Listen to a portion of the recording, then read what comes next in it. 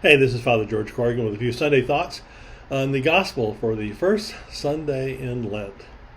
You know, the reading, often known as the temptation of Jesus in the desert, it can actually be translated as the test of Jesus in the desert.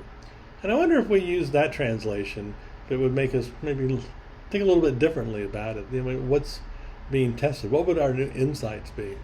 You know, because in the first reading, Satan, faces Adam and Eve, those people that represent all of humanity. And it's, he holds up the thing.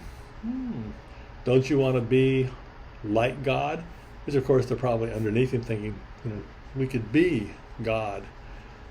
And in the gospel reading, Satan is facing the Son of God himself.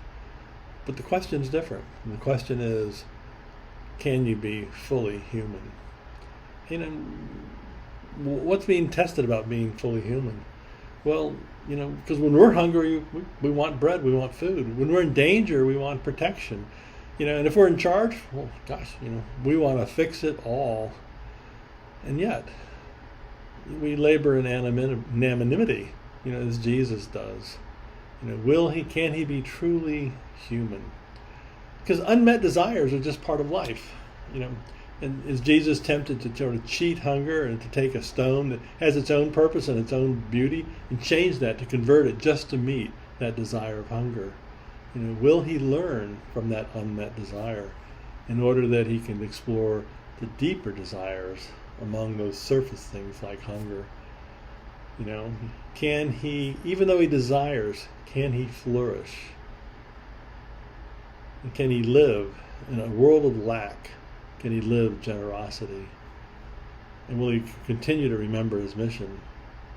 That there are hungry in the world, a world awaiting redemption. The temptation about vulnerability. A lot of times Christians think, we are beloved of God and therefore God will shield us and keep us safe from the world. Yet we know, disease, accidents, all kinds of things affect us. And it's not just like, well, if only I believed harder, I wouldn't be affected.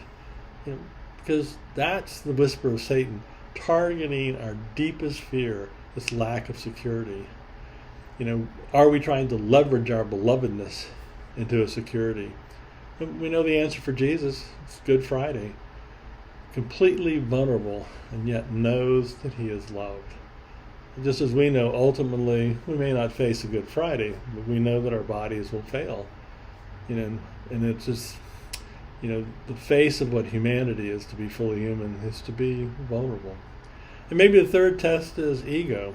Jesus is from Galilee, which is on the edge of the edge of the edge of the Roman Empire. Nobody cares about Galilee. And so there's this person where this is the Son of God.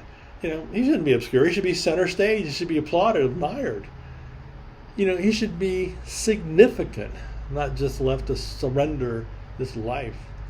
And the subtle question is, and the same question for us, will we understand that even in those moments, when the powers that exist don't know that we exist, do we understand the greater power that we are beloved of God?